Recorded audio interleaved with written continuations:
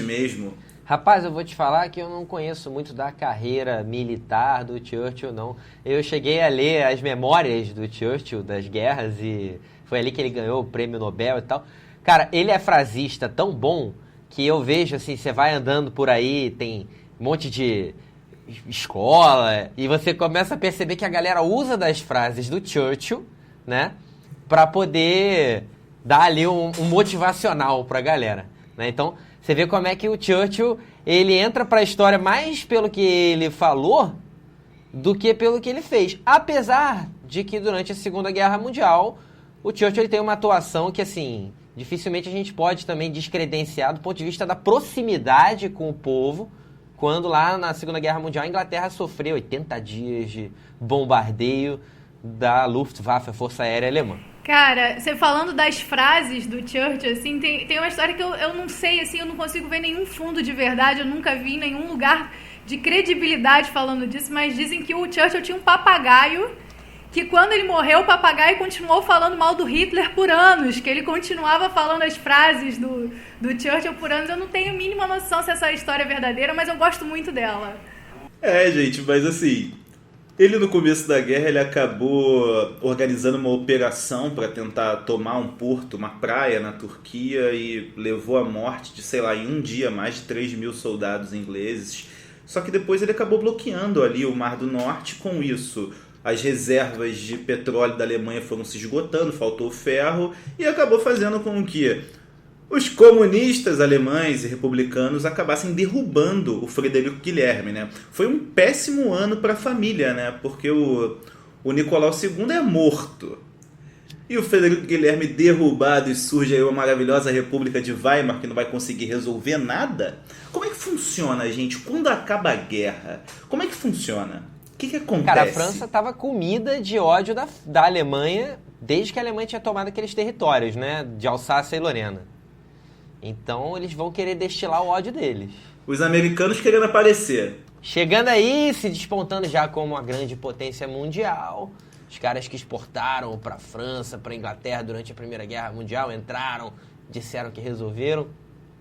Mas o fato é que quando eles tentam entrar no desfecho da Primeira Guerra Mundial, os europeus não aceitam muito de bom grado aquilo tudo não, né? Eles vão ouvir os 14 pontos do então presidente norte-americano Woodrow Wilson, que tentava de certa maneira ali dar uma pacificada na Europa, mas eles só vão pegar uns pontos ali, né? Porque no final das contas a França ela vai querer tomar essa frente para poder punir a Alemanha que ela tanto odiava. E aí vai vir o tratado, famoso Tratado de Versalhes. É aquele clássico, né? Pode olhar, mas não copia tudo, né? O famoso Tratado de Versalhes acabou pegando só alguns pontinhos dos 14 de Wilson, não todos, né? Mas o melhor é o primeiro ponto. A Alemanha culpada pela Primeira Guerra. Ponto final. E aí o que começou com uma loucura na Bósnia, na Sérvia, de não sei o quê, do arquiduque. Não, esquece isso. A Alemanha culpada pela guerra. E olha, você perguntou como é que acaba a guerra. Eu só fiquei pensando que a guerra ela tem que acabar com um grande carnaval, né? Só que eu acho que não tem nem clima pra isso. Eu acho que a gente fica pensando, a pandemia, a galera só pensa, nossa, quando acabar vai ser um grande carnaval. Dizem que aqui no Rio de Janeiro, quando acabou a Guerra do Paraguai, teve um grande carnaval. Mas eu acho que ali, final de Primeira Guerra, de Segunda Guerra Mundial, acho que não tem nem clima, né? Se bem que a Europa também não faz carnaval, tanto faz. talvez na França tivesse, não sei. Você sabe um negócio que eu acho doido? É que quando acabou a Primeira Guerra Mundial, o Kaiser da Alemanha ele fugiu pra Holanda. Só que no início da Primeira Guerra Mundial, a Holanda tinha declarado neutralidade e a Alemanha invadiu a França justamente passando pela Holanda. Tipo assim, o que aconteceu pra galera aceitar o exílio do Kaiser na Holanda, tá ligado? Eu vejo muito motivo para uma pessoa, depois de sofrer uma derrota dessa, ir pra Holanda. Não sei você. Eu vejo também. Gente, mas olha só. Passando aqui pra gente terminar a parte da Primeira Guerra Mundial e já encaminhar pra Segunda, a gente traz o quê? Aquilo que o podcast Revolta da Cachaça oferece de melhor, que é música. E aí a gente tem uma das grandes divas da história da música, uma das mulheres mais maravilhosas que já existiram, Billie Holiday, tocando seu clássico, a sua composição Don't Explain.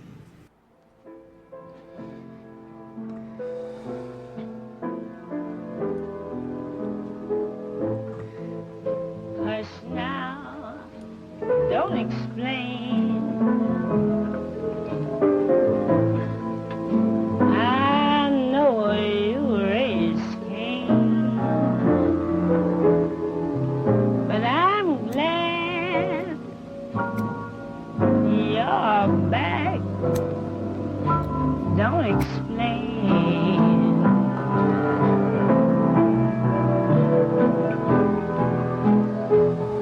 Quiet, don't explain. You mixed with some name. Skip that.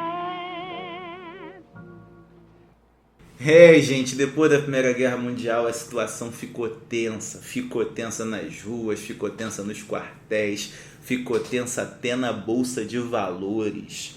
A Alemanha quebrada, a União Soviética nascendo ali depois de uma grande guerra, os americanos produzindo a todo vapor e a Europa ali naquela recuperação que não funcionava muito bem porque não fizeram o pós-guerra para recuperar nada. Mas olha só, surgiu nesse período aí um negocinho nojento, um negócio sujo, triste, que a gente não devia nem perder tempo falando.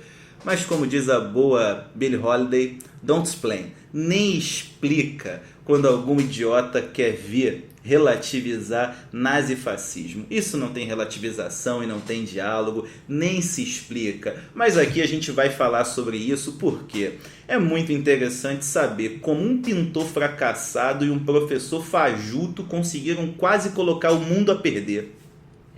E o pintor fracassado que fez parte das trincheiras, se filiou, ele sendo austríaco, pelo exército alemão, ficou durante algum tempo, inclusive, cego por conta de um ataque de gás mostarda dos franceses e se recuperou para vivenciar todo o mal que ele trouxe, né?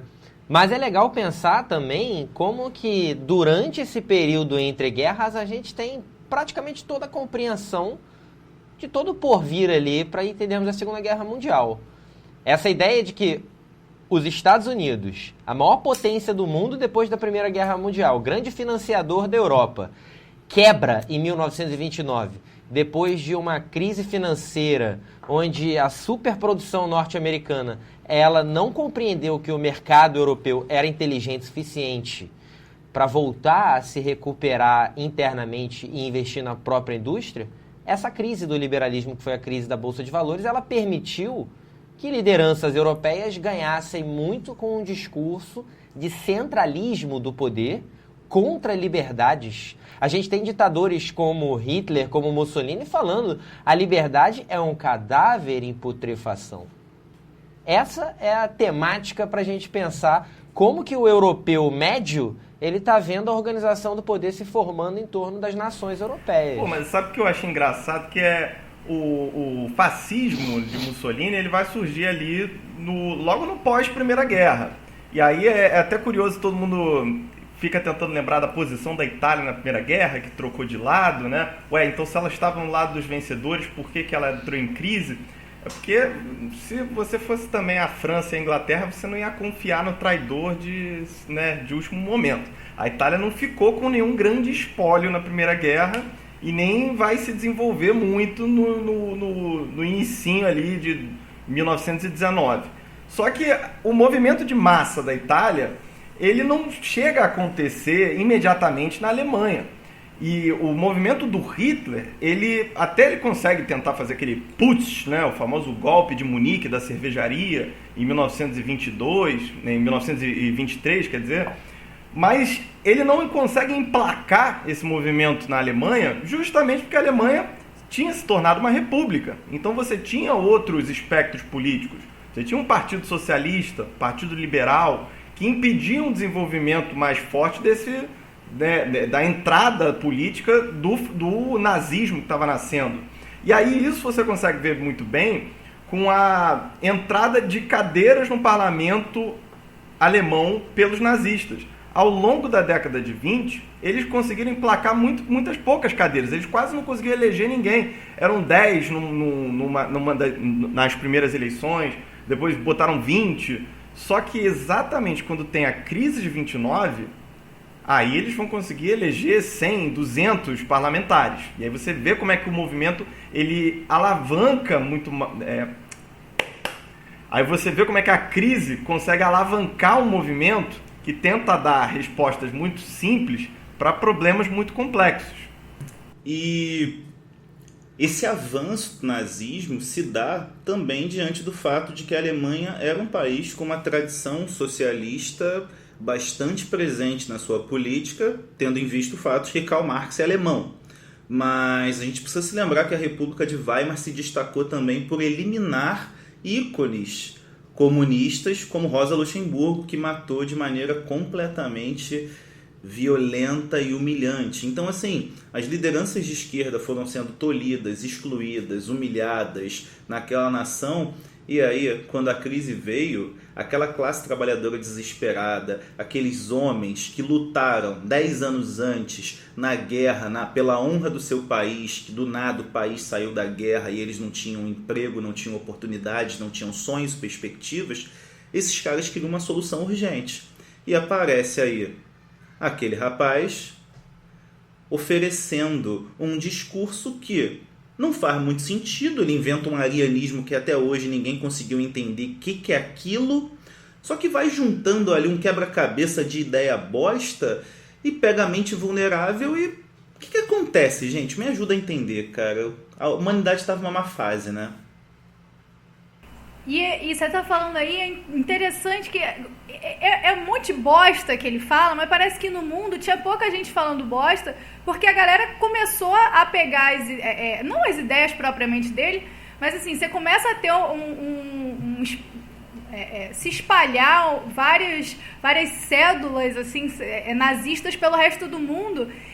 Eu tava dando uma lida essa semana sobre um trabalho falando sobre como o nazismo começou a pipocar no mundo inteiro, assim, regimes que o próprio Hitler seria completamente contra, que a galera ria da cara deles e falava assim, gente, não é possível, se vocês fossem para a Alemanha, vocês iam tomar uma surra. Mas a galera apoiando isso pelo resto do mundo, batendo palma. Eu estava vendo especificamente sobre a África do Sul, como é que surgiram movimentos nazistas na África do Sul, e que assim que acabou a Segunda Guerra Mundial virou o apartheid, assim, mas tinha pouca gente falando besteira lá na época para eles pegarem ideias próprias falando besteira, porque como é que isso começou a se espalhar de uma forma tão grande que contaminou mesmo, né?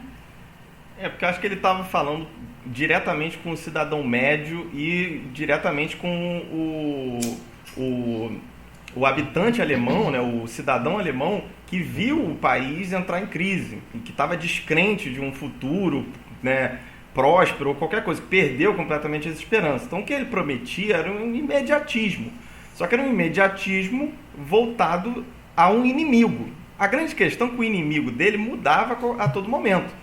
De início eram os comunistas, depois os judeus, depois os banqueiros judeus, aí depois os ingleses, depois os franceses, e aí volta para os comunistas. É um grande ciclo de inimigos. Você sempre tem que eliminar alguém para você chegar num patamar de desenvolvimento.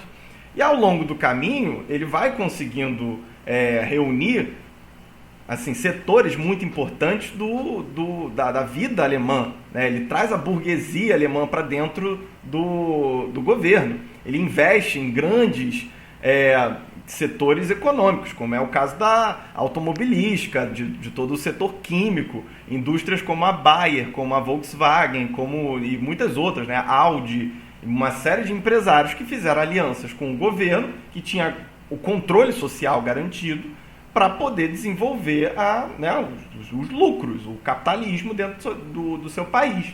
E isso é muito importante para diferenciar exatamente o nazismo, essa grande confusão que surgiu nos últimos anos, que eu nunca entendi de onde surgiu, e das pessoas acharem que nazismo é de esquerda. Então, como é que nazismo é de esquerda se tem um monte de indústria, um monte de fábrica, um monte de capitalista, um monte de gente produzindo, né, o capital?